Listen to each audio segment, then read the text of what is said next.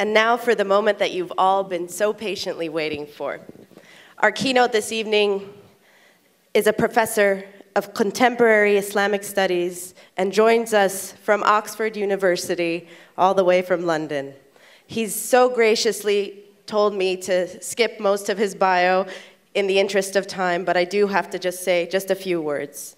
Dr. Tariq Ramadan is one of the seminal thinkers of our lifetime. Like the great intellectuals that preceded him, his scholarship has liberated minds, reinforced core principles, and shaken the very foundation of classical schools with his creativity, sincerity, depth, and of course, his message that we all know, his message of love.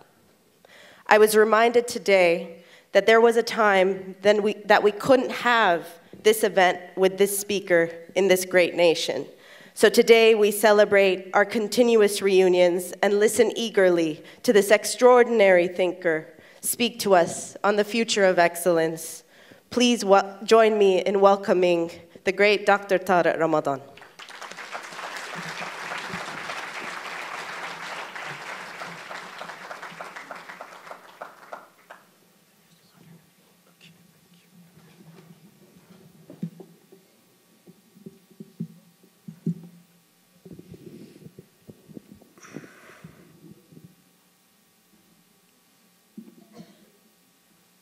أعوذ بالله السميع العليم من الشيطان الرجيم بسم الله الرحمن الرحيم والصلاة والسلام على أشرف المرسلين سيدنا محمد وعلى آله وصحبه أجمعين ونعوذ بالله من شرور أنفسنا ومن سيئات أعمالنا من يهد الله فهو المهتد ومن يضلل فلن تجد له وليا مرشدا ونشهد أن لا إله إلا الله وحده لا شريك له ونشهد أن محمدا عبده ورسوله أيها الأخوات أيها الإخوة أحييكم بتحية الإسلام تحية من عند الله مباركة طيبة السلام عليكم ورحمة الله وبركاته.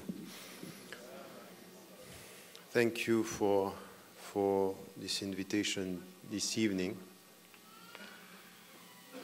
And it's a pleasure for me to be here to support this project, and I know that you are all committed to this, and if I may just add my voice to what was said and what you heard to support this project and to make it something that could be a leading school in the country, inshallah. Now, having said that and supporting, if you have read some of the books and works that I have been trying to produce over the last 30 years, there is one book that was surprising for many sisters and brothers. When in the book Western Muslims and the Future of Islam, I was taking a position of not supporting or not thinking that the future for us will be Islamic schools in the West. And some of the readers are saying, what are you talking about? Islamic schools are necessary. And what I was explaining in the book is, as a principle, I'm not against. It depends. What do you mean by Islamic school? What do you want to achieve? If it's a school where we come with a very narrow understanding of what is our religion, as I have been traveling around the West and visiting so many schools, when I wrote this, and I still am, I was a bit disappointed by the mindsets behind, which could be understandable as a first step for Muslims living in the West, is to be protective and to try to protect our children. But this is the first step and the first stage in history. When we go from being Muslims in the West to being Western Muslims, and willing it or not, you might think that you, as me, I'm Egyptian by origin, but I was born and raised in the West. I'm a Western Muslim. I'm not a Muslim lost in the West. I'm a Western Muslim trying to find my way. And your children and the next generations, what we have to think is how we could be able to give them the education, helping them to be at the same time completely and fully Muslims and completely and fully Western. And if this is the objective, and if this is the philosophy behind the whole process, so in fact, not only I'm not against the principle, but I would promote and work for it. And this is what I got from the philosophy of this project and some other schools, to tell you the truth. I met some other people and visited other projects where I can see now that the philosophy, understanding, and objectives are moving. So the starting point is not to be overprotective, but to be deep in our understanding of what is our project when it comes to dealing with this. Now, my first point will be this one. We keep on repeating education is essential, and we all know this is something which is from the very beginning of Islam, and we keep on repeating that the first verse that was revealed is بعد أعوذ بالله من الشيطان الرجيم بسم الله الرحمن الرحيم اقرأ باسم ربك الذي خلق. And what is important in the first verse is not that it's read in the name of your Lord that created you. It's not this. Is the relationship between someone who is saying, I can't read. I can't read. This is, he said it twice and the third time, and then he was able, اقرأ باسم ربك. What does it mean? Is it only to value knowledge? No. It's not to value knowledge. If اقرأ باسم ربك is know in the name of the meaning of knowledge. It's not only to know, it's to know for the sake of him, through him, by him, and in order to serve him. So it means that knowledge is not worship as knowledge. It's the very essence of knowledge. Is Bismi Rabbik, by his name, through his name, beginning with his name. And what does it mean to begin with his name and to know in the light of his power? Is all your knowledge should be to serve the principles that will be or help you to be close to him. So it's knowledge, and from the very understanding is Bismi Rabbik mean al-ilm wal-fahm. Al-ilm, which is knowledge, wal-fahm, which is understanding. So this is what he got, and he kept on repeating, I don't know how to read, but with his power you can, and to serve his power you should. And this is your duty. So the very beginning of Islam, we keep on saying this, and this is essential, yes. There is no humanity. There is no human beings where there is no education. The very essence of education means to humanize humanity. It's to spiritualize nature. No, we are not following anyone who is telling us it's natural, it's good. No, it's natural, it might be good, it might be bad. قَدْ أَفْلَحَ مَنْ زَكَّاهَا وَقَدْ خَابَ مَنْ دَسَّاهَا. If you purify, if you work on it, it's going to be good. If you follow the dark side, it can be bad. So it's all about education. It's all about the process where your humanity will be based on the way you educate yourself, you educate your mind, you educate your heart, you educate your whole self. And the very meaning of education in Islam is not only to educate your mind, it's to educate your mind, your heart, your body, your behavior. Education is both. Is the way you think and the way you act in the light of what you think. الَّذِينَ آمَنُوا وَعَمِلُوا الصَّالِحَاتِ. So the starting point of our understanding should be deep. The philosophy of education and Islamic education in the West should be quite deep. It's not only to cope with our kids, to give them some things to know by heart. I remember my teacher when I was in Egypt. And he was my teacher in Quran, and he was telling me, you know what, when I was young, I learned and I knew the Quran by heart. And now I'm trying to understand it with my heart. So if you know it by heart, you are like a book. If you know it with your heart, you are light. and there are some books with no light. But there will be no light without the knowledge. That's for sure. So the type of knowledge, the nature, the substance, it's important here. And this is the starting point of our understanding. Now, all this is good, and you can sit down and say, wow, this is good. I like what he's saying. But it's as if when we talk like this, we are far from reality, and it might be a dream, it might be hopes and vision for the future. Now we have to be very realistic. You know who are the best teachers? Remember who were the best teachers that you had when you were young. The best teachers are not people who are talking high when you are feeling low. They are coming at your level and helping you to think high, but coming and starting with from where you are. So it means Islamic education, and the way we have to deal with education is to be very humble because we are realistic. Let us put it as it is. To be a Muslim woman and to be a Muslim man in our contemporary world is difficult. It's not easy.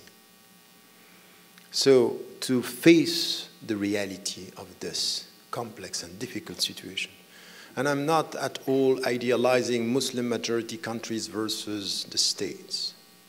In Muslim majority countries, it's difficult to be a good Muslim. It's not because you hear 5 times Fidel Azan that is going to make it. This is emotional. This is not spiritual. To be spiritually committed is difficult, and we have to deal with this. Why I'm saying this is that when we see our children, when we see kids struggling, when we know beforehand that it's difficult, we give them and we welcome them with a sense of what you are experiencing is natural. Don't feel guilty of experiencing what you are experiencing. Because the way we look at our own mistakes and our own failures sometimes in our life, we are nurturing a sense of guilt which is not the essence of Islam. The essence of Islam is you are not perfect, know it. It's going to be difficult, know it. Now do what you can to be better, which is the very meaning of jihad. Jihad is to resist and to reform, but the starting point is be realistic with yourself. Look at your qualities, face your weaknesses, and try your best. But not with a sense of guilt. No education based on sense of guilt, that what I'm feeling naturally is wrong. No, it's natural. This is it. This is life. Now, face the difficulty and try to start with this in a positive way. So, very often when we are protective, we have a sense that we are good, they are bad. What is outside is not good. Let us come within and we will find something which is good. And in fact, we tend to have a schizophrenic attitudes towards education. And we have kids that are very good in front of us, lost when they are not among us. And that's not the way to educate. It's too easy to be strong when they are here and weak when they are not here. What is important is to make them strong here to be able to be strong when we are not here. Not during an evening, but during life. A project of life is be strong. But strong means, what does it mean to be strong? To avoid your weaknesses? No. To acknowledge them. To acknowledge that you can be weak is strength. To acknowledge that you can be lost is the way you know that there is a way. The fact that you know that you can be lost means you know that somewhere there is a way to follow. And this is the way we have to equip ourselves and to equip our children with the means to know how to deal. And the starting point is it's complex, it's difficult, and this is why when it's complex and difficult, we need to listen, we need to talk. The way the Prophet ﷺ was dealing with he's a messenger. What does it mean to be a messenger? Is that you come with a message. And still he came with a message and he was the first to listen. Come, talk. And they were talking to him. Talking to him about what? About the fact that they were angels? No. Talking to him because they are human beings. An Islamic school is based on this. Communication, no sense of guilt, talk about your nature, I will give you the spiritual answer. But not with a sense of guilt, just with communication. This is a space in our contemporary world where we are able to talk, to communicate, to be listened, and to speak without being judged, which is the exact opposite of what we feel within the Muslim communities today. A community of judges much more than a community of brothers and sisters. So this is where in the school we have, the way we protect them is not with an us versus them, but within, with a space where you can talk, when there is something which is dealing with the complexities, dealing with the tensions, dealing with the spiritual dimension, and dealing with the fact that, yes, we acknowledge the fact that there is something that we want to achieve and it's going to be difficult. Now, my talk, it's articulate in two sides when it comes to this project. What we need now. Having said that, this is the upstream, up to the line philosophy or educational philosophy that we have to promote understanding the way the Prophet ﷺ, because when we come back to, don't come to try to get a philosophy of education in Islam, don't come to the ahadith and to some verses of the Quran. That's not it. It's coming from a seerah. It's the Prophet biography. This is where you will get the philosophy. This is where we'll get the kind of pedagogy. This is what we'll get someone who is patient. This is what sometimes we will see that the Prophet ﷺ, he was not always patient and kind. That's not true. Sometimes he was strict. This is it. And we know that we need that. Didn't you need, when you were young, someone to tell you, there is a limit here. Don't talk like this. I'm ready to listen to what you have to say, but stop it now. When you say to your kid, or to your daughter or your son, and I said daughter and son, equal treatment. Equal treatment not only in the way they read the Quran, but sometimes in the way they clean up. If they clean up your home. Equal treatment in everything. When you make them understand, you know what? When I'm asking you to come at 5 o'clock, and I'm waiting for you, I'm going to be very strict with the 5 o'clock, but what does it mean in fact? Think about it. What does it mean at 5 o'clock I'm waiting for you? What does it mean? It means that I'm educating you, never to forget that there is someone who is waiting for you, and waiting for you means I love you. My strictness is out of love, which is the meaning of taqwa. It's not, fear of God. No, taqwa is not this. It's loving reverence towards God. This is a taqwa, which is we revere with love. But when I say 5 o'clock, it means 5 o'clock. It's an act of love, and then you talk to them and to tell them, how many children are not waited for in this world. They can do whatever they want. Drugs, violence, marginalized. No one is waiting for them. If I'm not happy with your marks, I love you. So many have nobody to tell them, what are you doing?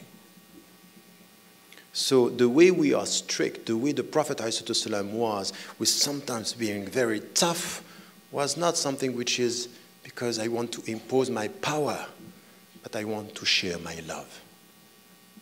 I love you. 4 o'clock.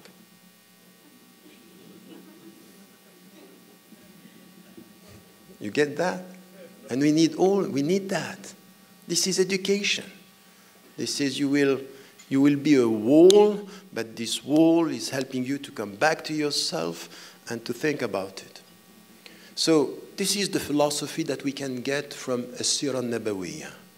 The Prophet ﷺ, the way he was with the people, the way he was with his daughter standing up when she was to come, Fatima Zahra, to send a message to all the Arabs, get it right. Your culture, which is not respecting your daughter, now in the name of Islam, you better change that.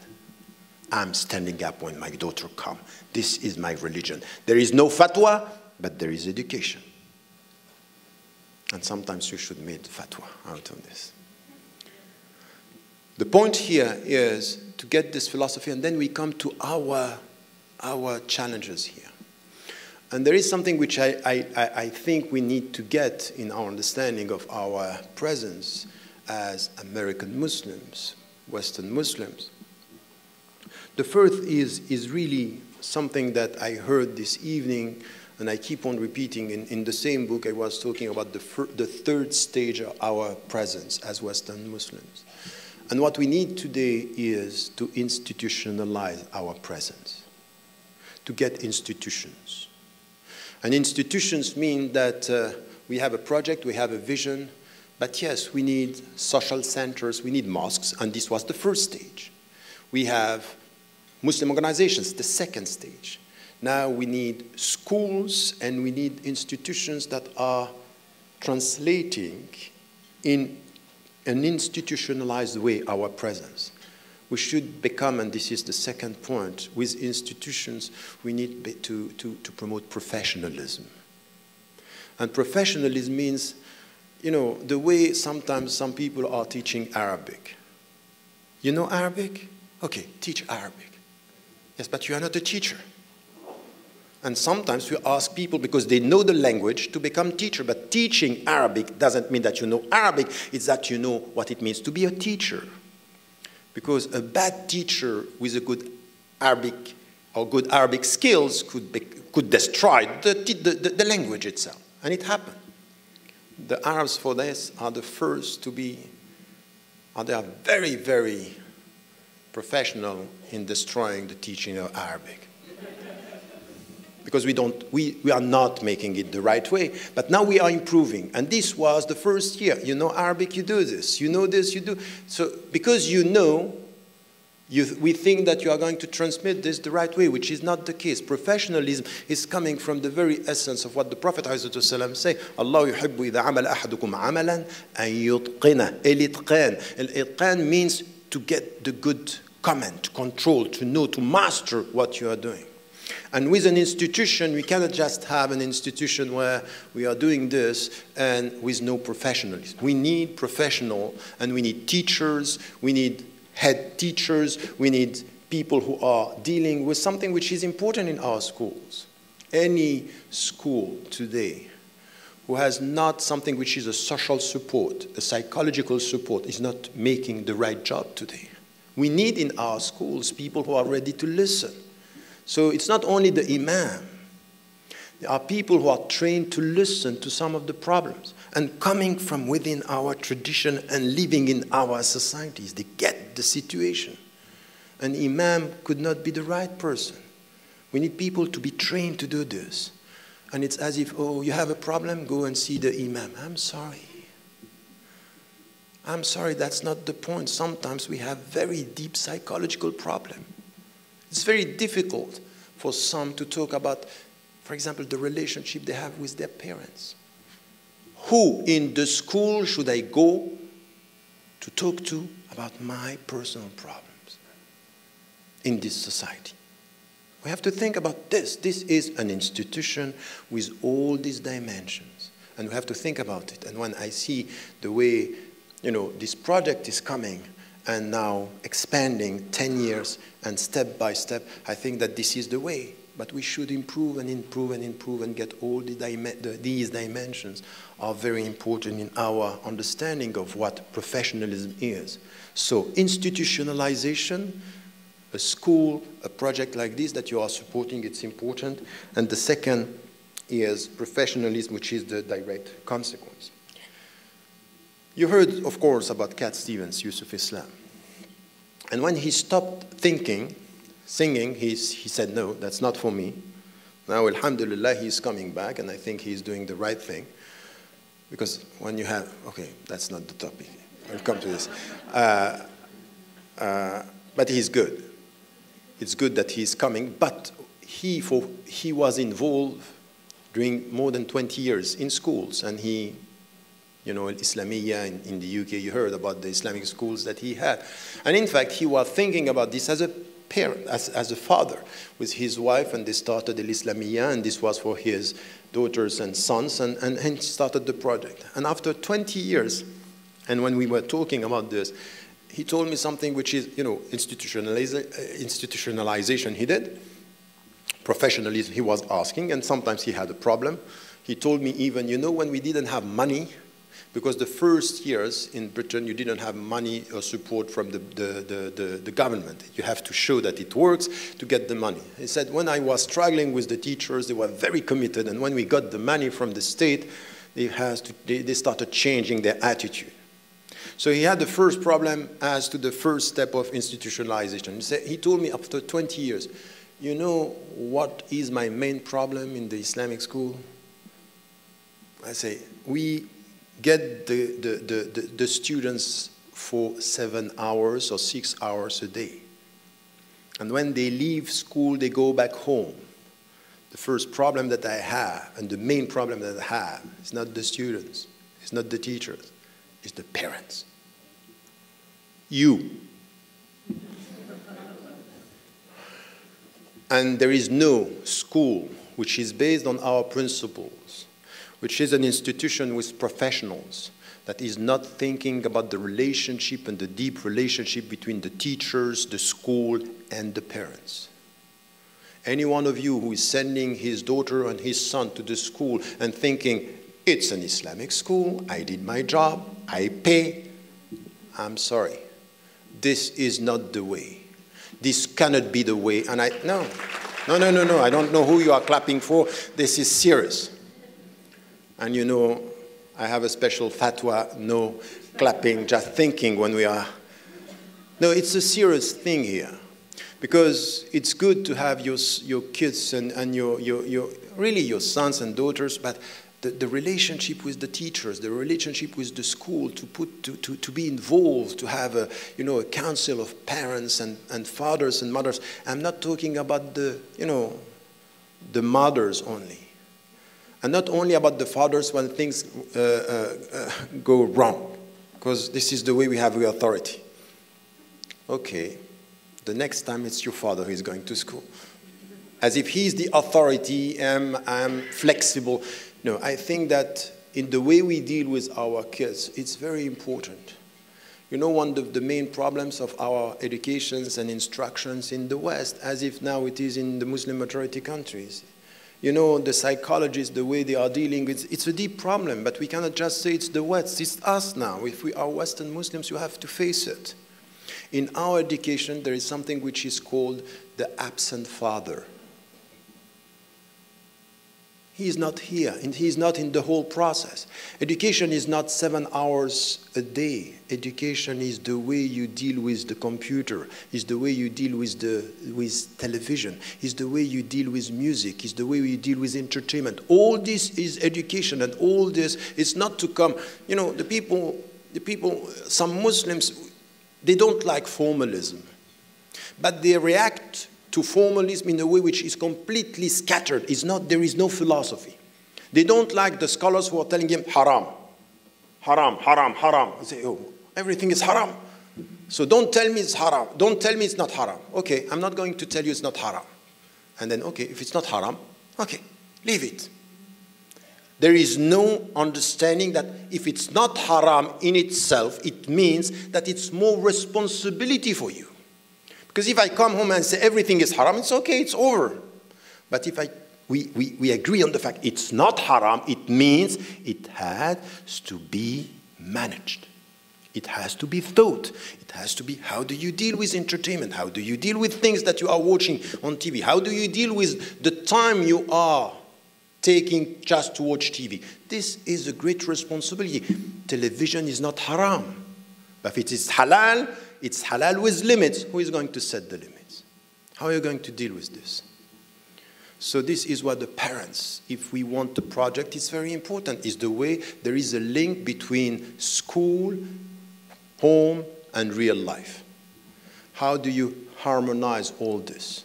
Not to be good Muslims during 7 hours,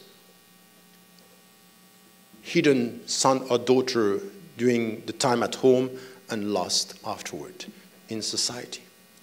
This is also something that we have to think about, and the relationship with the parents is something that I think it's important. And as I heard and as I see you here supporting this, and the way I heard about the school is something that is a dimension which is important. And then, of course, the objectives, as I heard, is to be at the same time good Muslims and to remain faithful to our principles, our legacy, our memory, the principles of Islam, and at the same time to deal with the Western, the American environment. This is an objective, but this has to be assessed. It has to be assessed. You know, there is something in education which is also always based on objectives, and then you have evaluation. What have we done? And then after 10 years, what we can see now, it's working, the project is a good project, and it has to evolve, and this is why you are here tonight. But then this has to be pushed and pushed more to become what? We want pilot project. We want this school to be one, and then we have many others with the same philosophy, the same understanding. And we have to assess this, and you have to be part of the assessment as people who are supporting.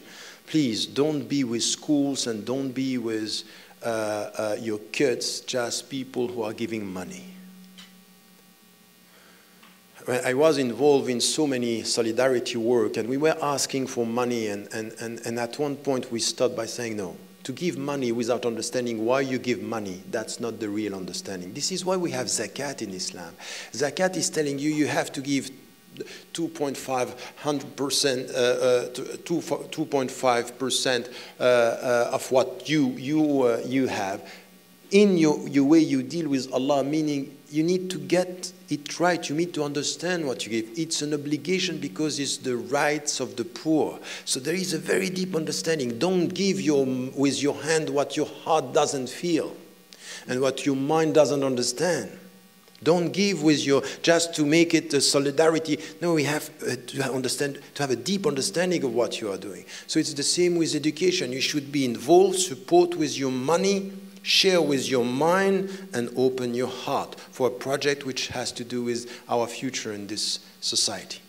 Our society, your society here in the US. So the last thing that I wanted to say, so this is the structure, institutionalization, professionalism, the relationship with the parents, and dealing with clear objectives. Now, as to the substance also, and this is also the way which has to do with this excellence that we are talking about. It's all about al-ihsan. It's all about the way we are dealing with God and the way we are dealing with ourselves. So, as I said, al-ihsan is a goal. No one here can say, I am 100% min al-muhsinin, I got it, I am at the level. No, no one. We are all trying and you are all struggling. We are all students at the end of the day, and we are all trying our best. Now, in our education, if we think about a school, is it a school which is going to compete with what is done by the other schools in the state? So we are in a state of competition and that's it? Or do we think about an institution, about a project which is in itself a contribution not only for Muslims, but a contribution for the society? The Prophet ﷺ said in a hadith quoted by al-Bayhaqi, the best among you is the best for humanity. So our presence in our schools should be a contribution for us as much as it's a contribution for all of us. So this perception that we contribute for us and we forget about them, that's wrong. What we do for us at the end should be done for all. This is the way we deal with our environment. If I'm good with the Muslims, I have in mind what is good for the Muslims should be good for humanity. So my understanding here is the contribution. And it's important in the schools, the state school system that we have in the United States of America, that people are putting money, and now you have transnational corporations putting money in education because they want something. Don't think it's a free contribution. They want something, and what do they want is efficiency, get the knowledge, and be efficient. We are not coming with this mentality. We are not going with this mindset. Yes, we need to be efficient, but we need to be human beings. We need to have values. We have a principled education, and our Our contribution to this society is, if you are putting money for the sake of efficiency, we are putting money for the sake of humanity. This is the way we are dealing with education. No, it's a big business. Just don't clap and make it. Just make it real in our family, in our life. How are we going to translate this institution into something which is for the sake of humanity? And the first is, in anything that we are teaching, and we are starting with this, with everything that we are teaching coming from the Islamic background, never, never, never give one obligation, one prohibition, one duty, one thing that you have to do without trying to give the explanation, the meaning. Why am I going to do this? No, we can't start teaching Islam, and especially in the West, by do it, waskut. Don't talk. Don't ask. This is sami'na wa ata'na. Yes, but sami'na wa ata'na, we heard and we obey, is a state where you understand that at some point you don't ask the question. But children, they start with questions. Teachers, they start by listening to the questions and responding and giving the meaning of things. So we need to listen and we have to share the meaning. And as I said, al-ilm wal-fahm is something which is part of the way we deal with our education as Muslim. And having said this, it's not only that we teach what is coming from our religion. You know, to have 1 hour when we teach Quran during the week, and 1 hour when we teach Arabic, that's normal because we have to organize the timetable and everything. But in fact, everything which has to do with our principles should be crossing all the disciplines. In one way, you don't talk always about Islam, but the principles should be everywhere. And you need to do this with everything. We need to teach, of course, the history of the United States of America. We need to talk the reality of this society. It's the two knowledges should be together, but not in a way which we just repeat what is done in other schools. We add to this the deep understanding, the dimension of humanity, to make it a human reality. It's to put the principles everywhere. I'm sorry, I'm not going to teach Quran. This is Quran 1 hour a week.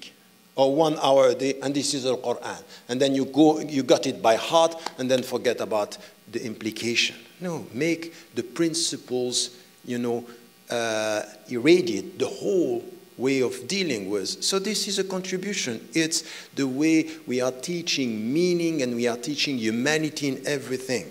This is the contribution of what I call an Islamic school, or a school based on our principles that in the West are shared with many, many, other traditions. I'm talking like this. I'm talking like this to people who are people of other faiths, people who are atheists or agnostic. And when they listen, say, yes, just say it to Muslims. Not only to Muslims. Say it to everyone. Everyone should listen to this because we all are facing this crisis. That now, even the states are not putting enough money for schools. They are waiting for transnational cooperation to do the job, even in universities. And we end up with students being indebted because they don't know how to pay their schools. That's just crazy, the way it goes now. So if you come with an Islamic school, with something which is an institution, come with a philosophy. Come, this is what we want with our dimension. And then the third thing, in academia, we think that you need to be very rationalistic. We have to be scientific, teaching, and this is academia. We don't have to speak about heart. Please reconcile our teaching in our school with things that have to do with the deep understanding of our spiritual life. In Islam, it's not only a mind and a body. There is something that is called al-qalb, heart, that you have to give and to give this attention to this. How to do this? So the way you deal with prayer, what is to open the heart?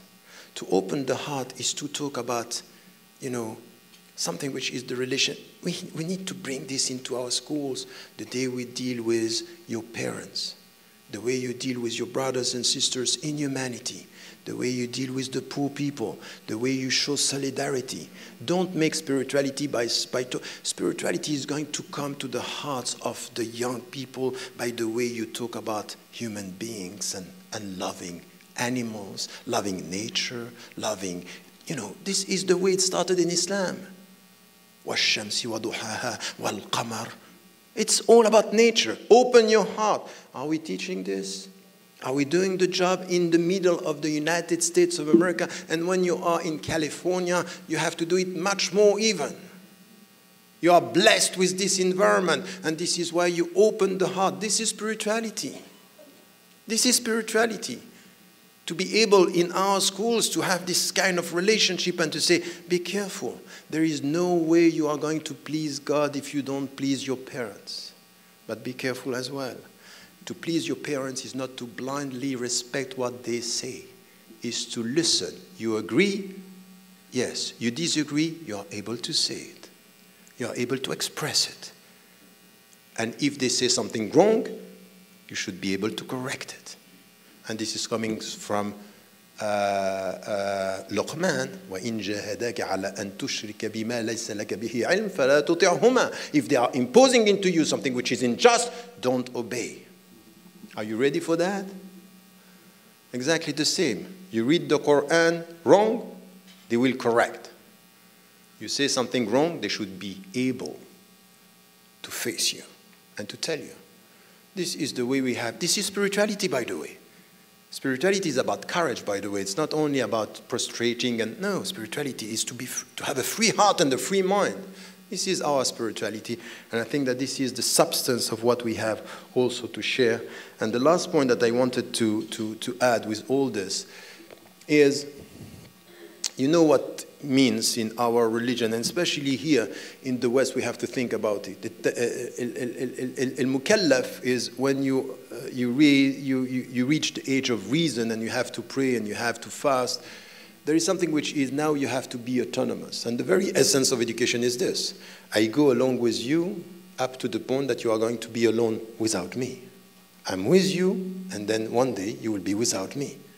But I'm going to equip you to be able to go without me. My presence with you up to here is just to give you the means, just to go. But I have to give you the means. These schools about giving the means. This is how we make them autonomous. And to make them autonomous is, in our schools, make it clear that we are celebrating critical thinking. There is no wrong question. There are wrong attitudes as to the questions, but there is no wrong question. Go ahead, ask. But what they get in school, we should try to get it in mosques and at home. So the whole thing should be consistent. And this is also something that we have to get in our way of dealing with education, is this critical thinking and this confidence, because it's also important. How are they going to get this confidence? It's good to celebrate the legacy and the heritage. It's very good to be able to learn Arabic, other languages. And by the way, don't make them American to the point that they know English and nothing else. Because the problem with many Americans when they travel around the world is that they only speak English. Let's say American. But the point is that your contribution is many languages. Celebrate languages. وَمِنْ آيَاتِهِ خَلْقُ السَّمَاوَاتِ وَالْأَرْضِ وَاخْتِلَافُ أَلْسِنَتِكُمْ وَأَلْوَانِكُمْ. From his signs is the fact that there are many languages, so promote this. Make Arabic a positive thing. But at the same time, they are American citizens and they should get in our schools the best common of English at the highest level. And how do you get this language? Only by reading? No. You need to help them to get literature, poetry, even music. Let's put it that way, halal music. They have to get that. Because, the first book that I got after the Quran from my parents was what? A book of French literature and poetry. I will never forget this, that the first book that I got by my mother, Hafidhahullah, was Alfred de Musset, Poésie. Poetry. Telling me what? Be confident with your language. Love it. You know why? It's beautiful. So we have to celebrate this. And with this is the good comment of the language. You will get it more and more if you are creative with the language. Creative means use your imagination to translate with the language your emotions. You will not be true American Muslims if you are Muslims by principles entering the country and being Muslims without emotion far from the narrative of the country. Emotions and literature, and all this is part of that. Our schools should celebrate this more and more. We should help our kids to read books more, and not only Islamic books. And by the way, what is the definition of Islamic books? Books written by Muslims for Muslims about an Islamic topic? Is it not an Islamic book when it's about humanity? It's not an Islamic book when it's about nature.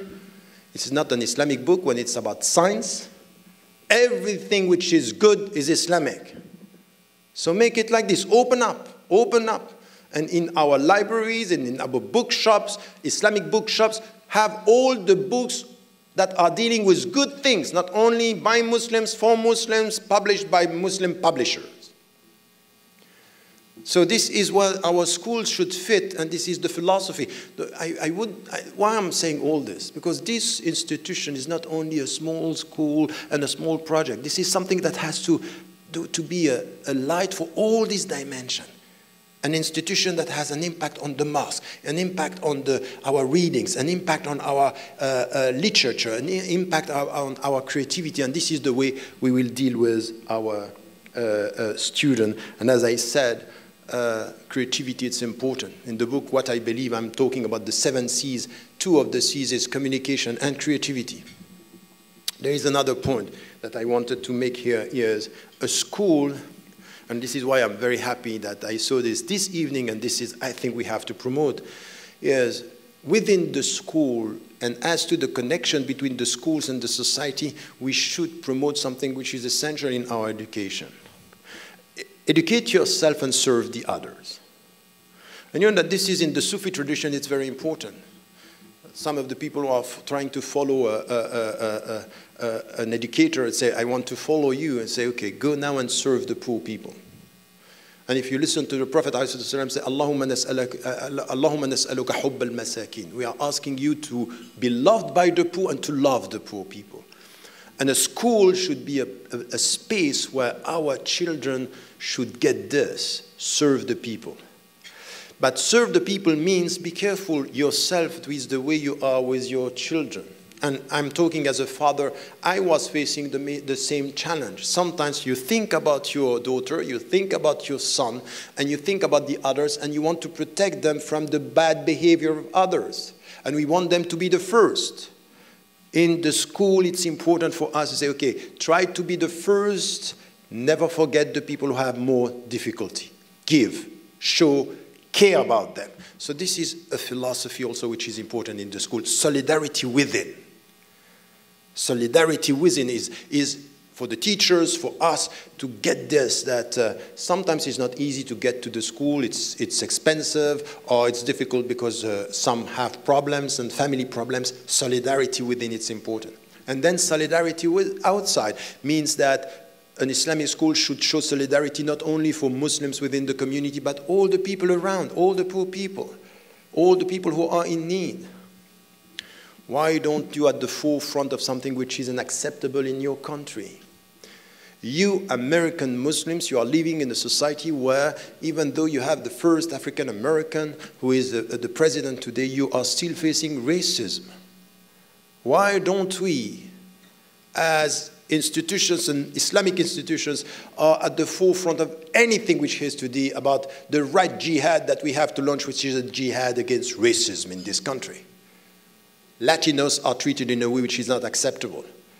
African American are treated in a way which is not acceptable.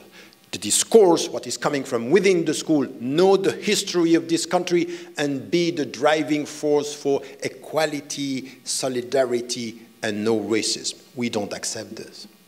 But make it clear in your life, make it clear in your family, make it clear in school that we have struggles. So we need to see poverty could be something.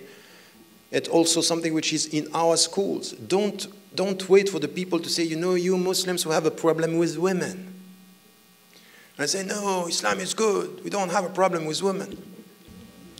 Yes, we have.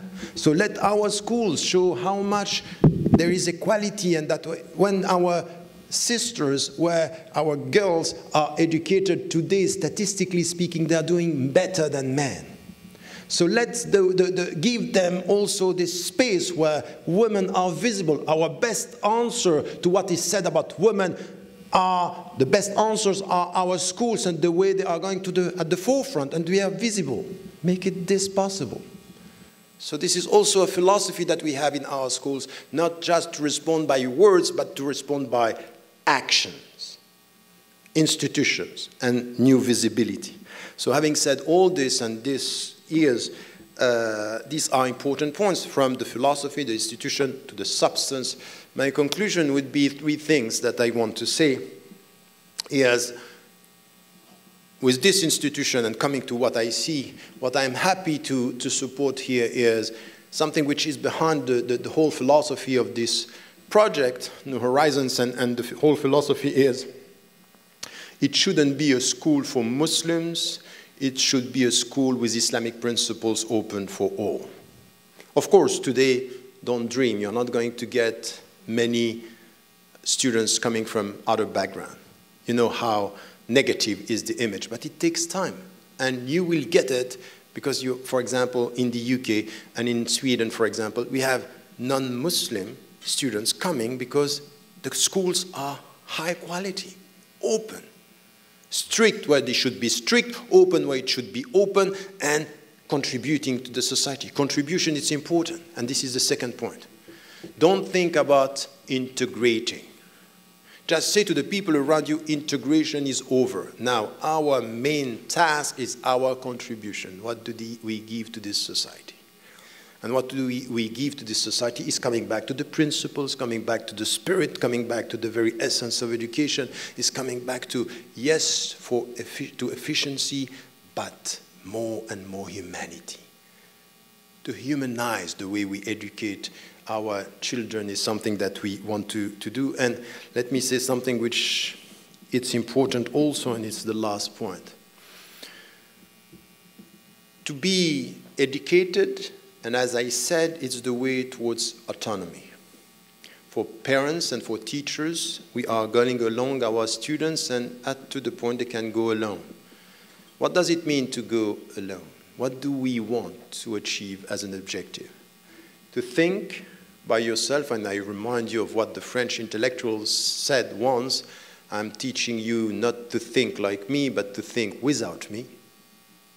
So my presence is to help you to think without me, not like me. So to think, to behave the best way, الَّذِينَ آمَنُوا وَعَمِلُوا الصَّالِحَاتِ, to try to do the best, is to get a good comment, al-itqan, this is what you have to do. It's to protect dignity. وَلَقَدْ قَرَّمْنَا بَنِي آدَمَ. It's to protect the dignity.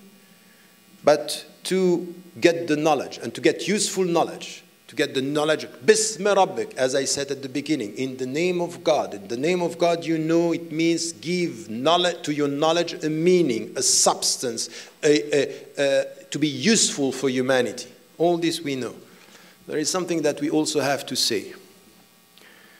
It's coming from confidence, and it's coming from this relationship between the substance and our presence here and our contribution. We also have to remember something in our schools. You know what is the secret of the teaching and the way the Prophet ﷺ was educating the people? Is that they had something which is very, very deep in all of them. It's a secret that is giving you not the knowledge, but the quality of knowledge. They have something that we can call in our language today intellectual humility. Intellectual humility is, I always have to learn. I don't get it all. You know, and in the book that I wrote on the Prophet ﷺ, I explained this with the first revelations. اقرأ باسم ربك, the knowledge you have to know. And then the fourth revelation is Noon wal qalami wa ma yasturun. And Noon, what does it mean? We don't know. Up to now, no one has the secret of Noon, Alif Lam Mim, we don't know. Meaning that knowledge has to be celebrated, ignorance should be acknowledged. This is intellectual humility. You are in between, I don't know, which was said by Socrates, I know that I know nothing. So this intellectual humility, it's important. Why? Because it gives you a state where you should always learn. وَجَعَلْنَاكُمْ شُعُوبًا وَقَبَائِلَ is based on this, intellectual humility. We made you tribes and nations in order for you to know each other. When do you want to know the other? When you acknowledge the fact that you don't know everything. وَجَعَلْنَاكُمْ شُعُوبًا وَقَبَائِلَ لِتَعَارَفُوا means you don't get it all. Be humble with your knowledge. But there is the other secret. Humility as to what you know, but courage as what you have to stand for. Our schools should be places where we teach humility and courage. Because what is lacking in our community and in our world now, you can sit down and say, all these leaders, they don't know what to do. We lack leadership in the Muslim community. I would tell you something which is deep in what I see in our community. We lack courage, courageous people. People who are humble as to their knowledge, but when there are principles to be protected, they stand up and say no. Because our future is not only about getting knowledge and being integrated and making money. Because with money and no courage, we are lost. But with no money and courage, we are there. Ask yourself, how are you teaching? What kind of education you give to your kids? Courage, be courageous, or make money? Because it can be that by making money, they will lose courage. Because you don't have to show courage to make money. Keep quiet, shut up, and do what they are asking you to do. This is not the education that comes from the Prophet ﷺ. Very humble, very humble. But when there are, someone who, because one woman was,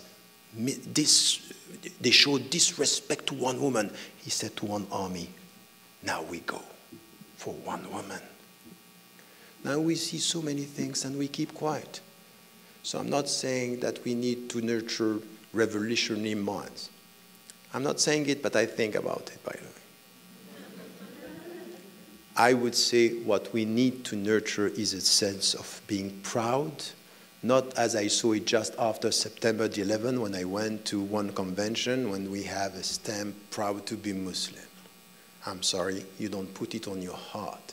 Proud to be Muslim is a light from within.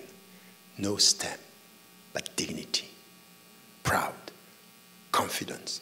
I think that this is important in our education. This is the way the Prophet ﷺ was. Be very humble, serve the poor, but when the powerful are disrespecting you, stand up. Are we teaching this? This is our contribution. Don't make them coward Americans. Make them proud American Muslim. Proud meaning I'm going to be with my country, but if my country is doing wrong from within, for the sake of my country, I should stand up. I should be vocal. This is a way to educate. You might think it's far. No, it starts very young. Speak your mind. Let them speak their mind. Intellectual humility and courage are the two qualities I would celebrate as something which is our contribution from and with and through our schools. Wallahu a'lam wa a'la wa ahkam. Wassalamu alaikum wa rahmatullah.